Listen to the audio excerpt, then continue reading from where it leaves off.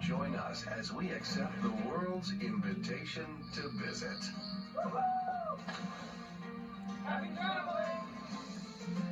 Today on Travelscope, I look back on my first visit to Thailand when I explored Bangkok and ride the Death Railway to the bridge on the River Kwai.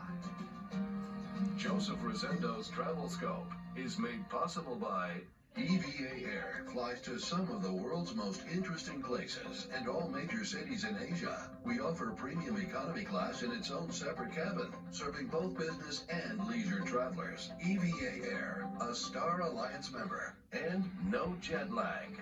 Jet lag prevention. Sawadee Krap. Welcome to Travelscope's Thailand journey. From grand palaces to Buddhist temples, from white sandy beaches to tropical forests, Thailand is the land of smiles, and we're going to share it with you. And as with most Thai adventures, ours begins in Bangkok.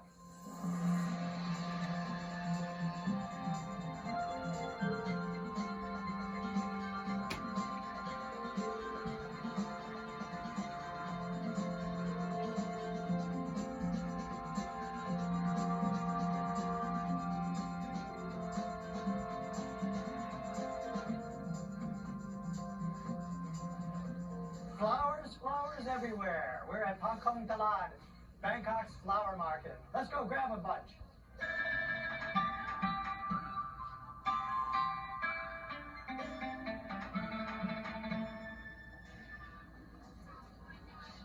Look at all the marigolds.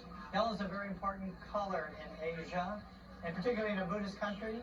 When Buddha reached his enlightenment, he was wearing yellow. That's why many of the monks wear yellow. As opposed to other places in Bangkok, the smells here are wonderfully sweet. But if you think this is a market, wait until the next place I'm going to take you.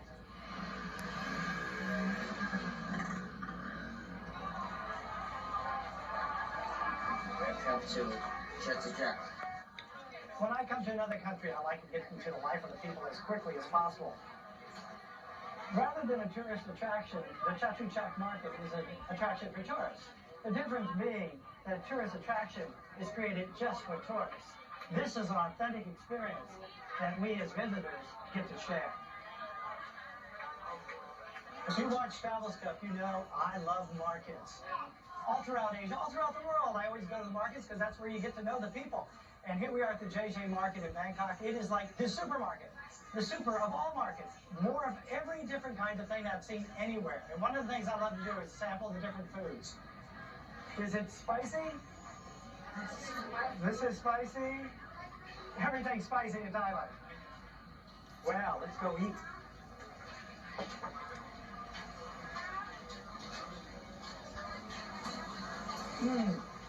Yeah, actually, it's not very spicy at all. Oh, wait a minute. It's a little spicy. Sawadee Krap.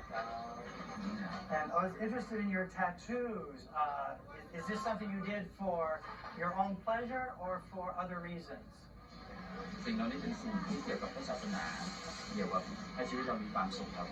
Is your tattoos part of your Buddhist beliefs?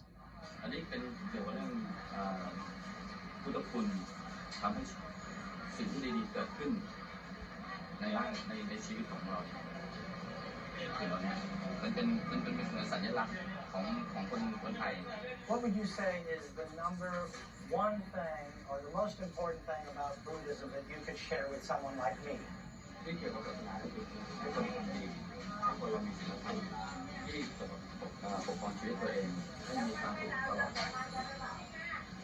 I never thought I was a Buddhist, but I certainly agree with that. So, Krap. In Bangkok, the traveler's journey to cultural enlightenment takes many paths. Mine included a stay at the ultra-cool Labua at State Tower. We're at Alfresco 64, the world's highest outdoor whiskey bar. You can join the elite for a drink and a bird's-eye view of Bangkok. What I love about traveling in Thailand, and well, throughout all of Asia, is that no matter where you stay, the experience is right outside the front door.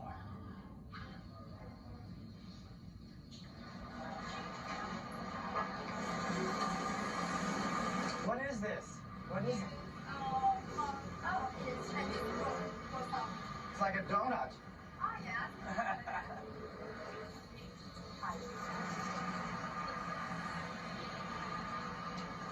Who needs a five-star hotel when you have all of Thailand at your feet? Look at all the yellow shirts, including mine. It's in honor of the king. He was born on a Monday. Today is Monday, and yellow is his color. Is it sweet? Yes, it is. Yeah. Sweet, sweet. All these are All sweet. this is. All these are sweet. Is it for to drink with, to eat with tea? Yeah. Good for you. This is good for tea? Yeah. Good for you. Okay, why don't I change? I'll take this one. You think this one's better for tea? Yeah. Okay. Cup and cup. You know, in Thailand, they believe, and the Buddhists believe that if you feed the monks, you're basically feeding your ancestors.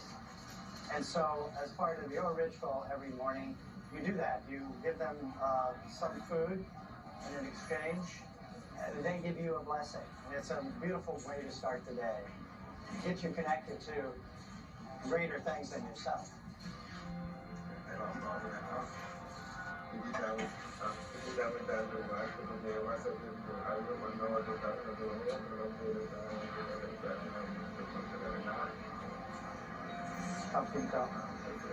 Have a wonderful day. Yeah. You know, it's interesting. But just the smallest things that you can do, and you have a connection with another human being. It's quite lovely and reminds you of your humanity. Any place you can get that is a good place.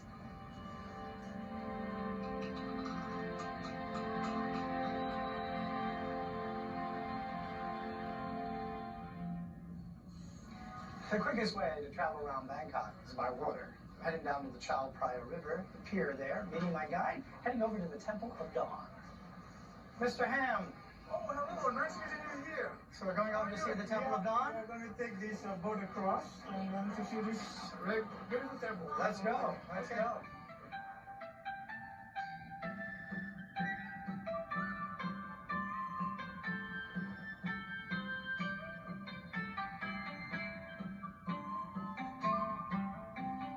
So, Ham, that's the Temple of the Dawn over there. No, that's not really a temple. It's more of a monument to commemorate the war we won over the Burmese. Well, actually, the temple is right there. See that straight ahead there? That's where the temple is, where people go and pray and the ceremonies, ordination, and all that takes place there.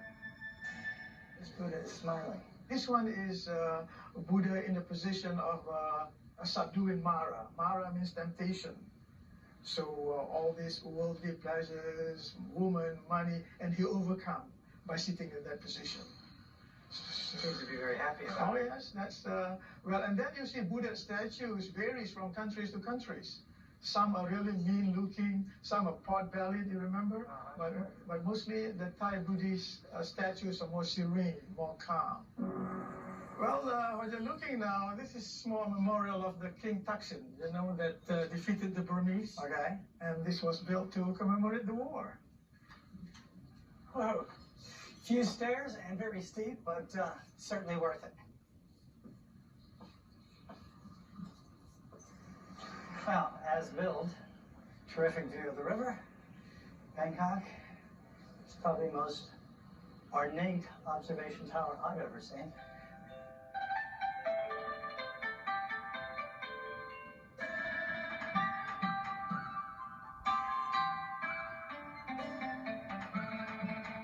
We're now in Wat Po. It's older than the city of Bangkok itself. It's noted for the reclining Buddha, and the temple is 400 years old. Let's go have a look. These fellows are reported to be the likeness of the first Caucasians in China.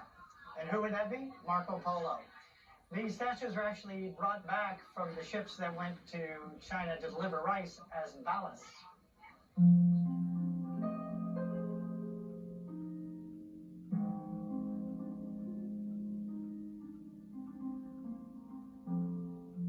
In case you didn't notice, this is a very big Buddha.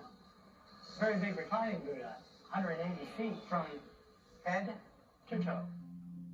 The Buddha is shown in many different poses. The reclining Buddha depicts the Buddha entering nirvana.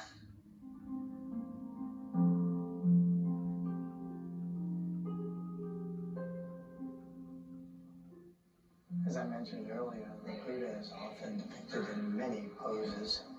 All of them have their meaning. The sitting Buddha, in this case, is a meditation.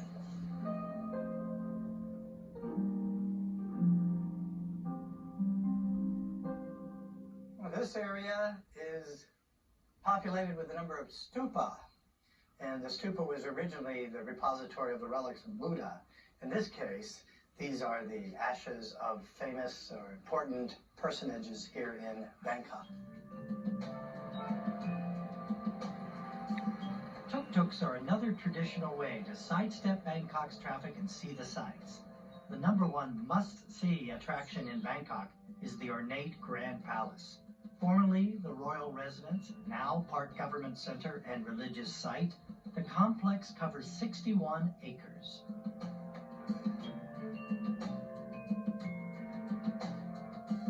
The Wat Phra Ko Temple houses the Emerald Buddha, Thailand's most sacred relic. The day ends with a changing of the guard.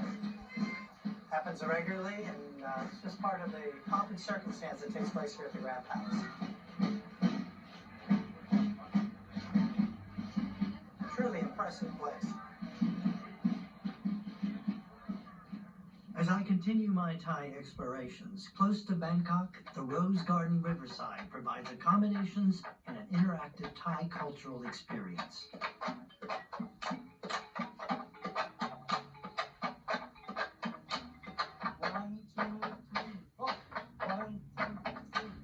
I don't feel confident about it. 1, 2, 3. 1, 2, 3. Ow! 1, 2, 3.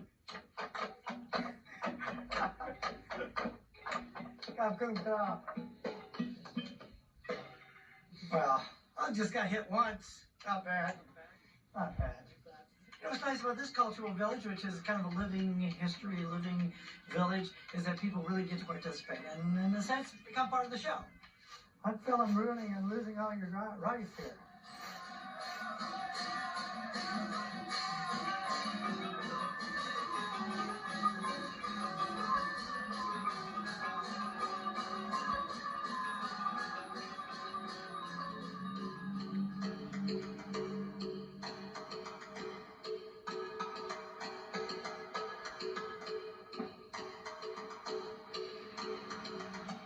Yeah, I understand that many of the roads in Bangkok were once canals.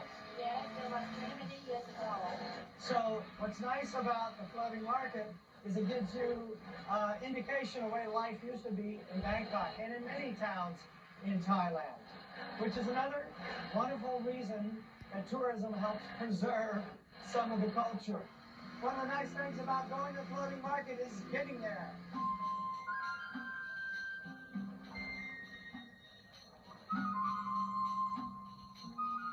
$30, 20. 20? Yeah. There you go. You always have to bargain. You're not being rude, you're just being realistic. Absolutely wonderful. I don't know, will I be able to wear this in Los Angeles? Probably, I could wear it in Los Angeles. I could go real traditional with these. At one time, Bangkok was all canals, and then King Raman IV decided to fill them up for, get modern. We needed to put the cars on something. But there's only a few places left that have these traditional floating markets.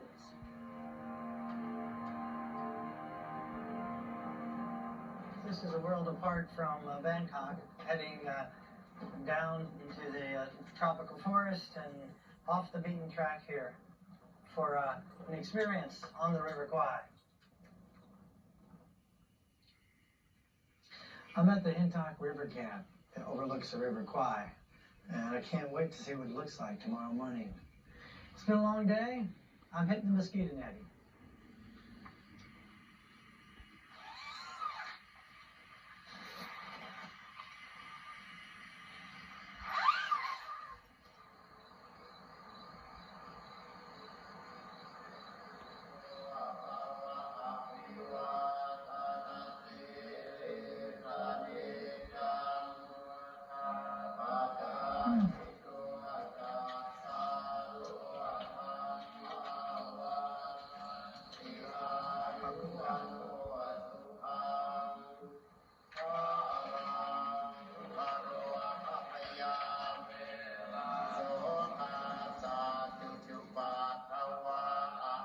This is a bridge on the River Kwai, not the bridge on the River Kwai, but it's still the River Kwai.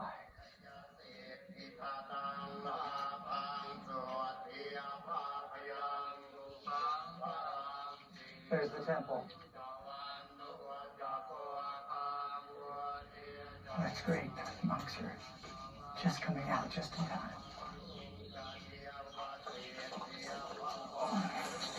Sawadee-ka.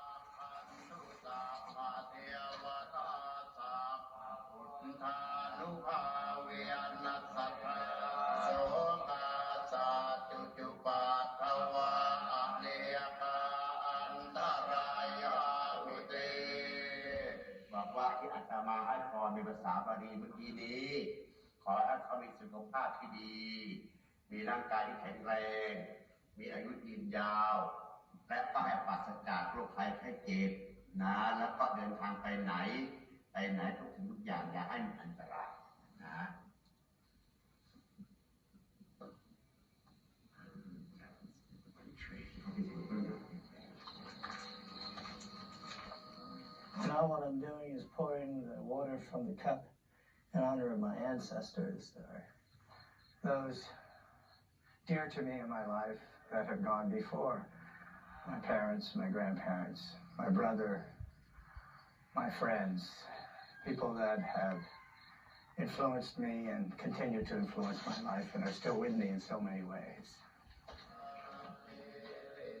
Tony and Cindy Haywood have come from the UK, and we've met here at the temple. And what brought you to the River Kwai? My mother's brother, my uncle, died on the railway, died of cholera. So we came really to try and find his grave. And as it turned out, what we found was his ashes. Because he died of cholera, he was burnt. And they collected the ashes, and they put those ashes in a monument in the Allied War Cemetery in Kanchanaburi. And you wanted to visit the temple after that? Yes, just to give an offering and to receive a blessing ourselves. It's been a very moving experience, the whole thing. The last part of it was to actually come here and to find his name and to find his ashes. And with the help of our guide, we could find the register and the exact plot where he was. So the last bit was to bring poppies from November the 11th, which we had, and lay on that plot. November 11th being the day of remembrance. That's right. Exactly, Yeah. exactly right. And it just seems fitting to come here now on our last day in Kanchanaburi to just to pay our respects. Fabulous. Well, thank you very much. No, it's been a real pleasure. Kakum krap, huh? Yeah, exactly. Walking along what was part of the death railway, and during the Second World War, countless prisoners of war died here. Walking through this serene valley alongside of the River Kwai, it's hard to truly imagine the atrocities that took place here.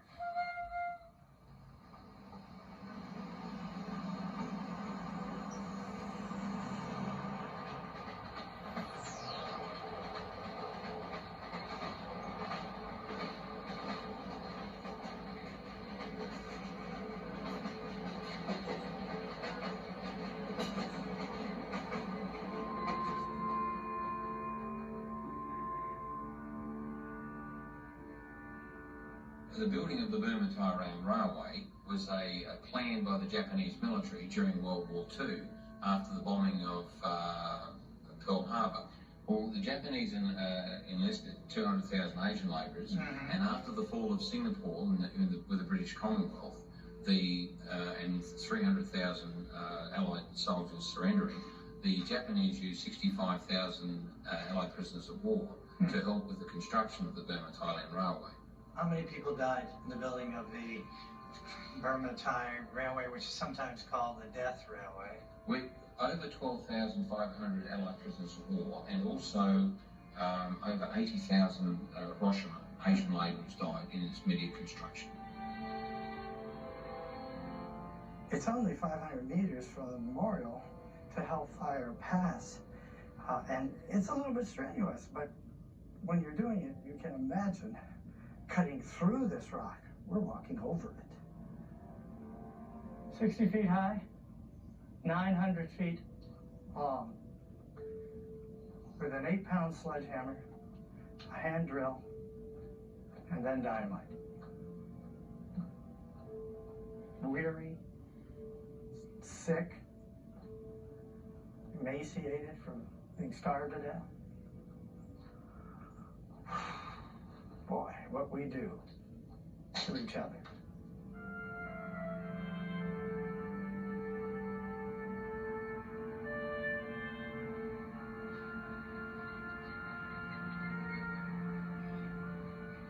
It's interesting why people come here to ride a railroad where 116,000 people died. Why do we do that? I think in some way we want to connect to those moments in our human history. Because in many ways, it's very unbelievable to us. And as real as it is, it just seems unreal.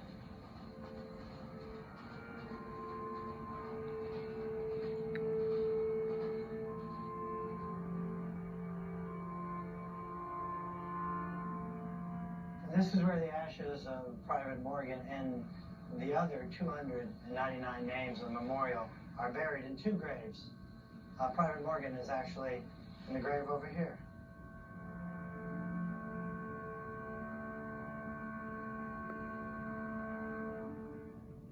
Joseph, I've got that information on Private Morgan for you. Fabulous. This is Rod Beatty, who is the creator and the director here at the Thailand Burma Railway Center. So what were you able to discover? The initial thing is a copy of the wartime death records that will confirm that Private Morgan did die of cholera, did die of Changaroo, on the date of death. So you can take that back to the family. Fabulous. How wonderful that you have this information to give to the people who come here seeking their loved ones. That you can really give them some information that they can use when they go back home to understand what happened here. They go home with something tangible, and it's finally, after 60 years, peace of mind. It's closure to their family situation. It's very, very important to them. Thank you very much.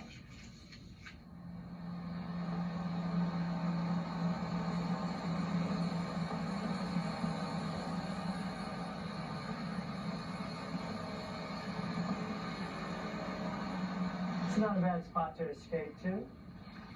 When you come down, you get a little bit overwhelmed by the history of the events that took place along the River Kwai. This is another perspective, another side of the River Kwai. Our home away from home, on the river.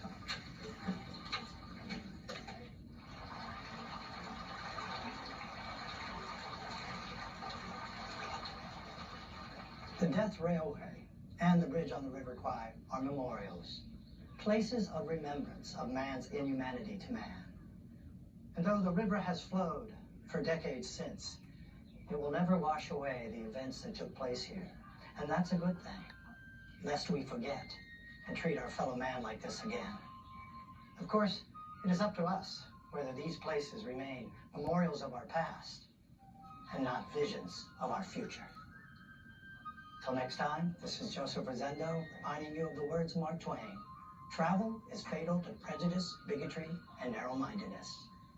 Happy traveling. Joseph Rosendo's Travel Scope is made possible by EVA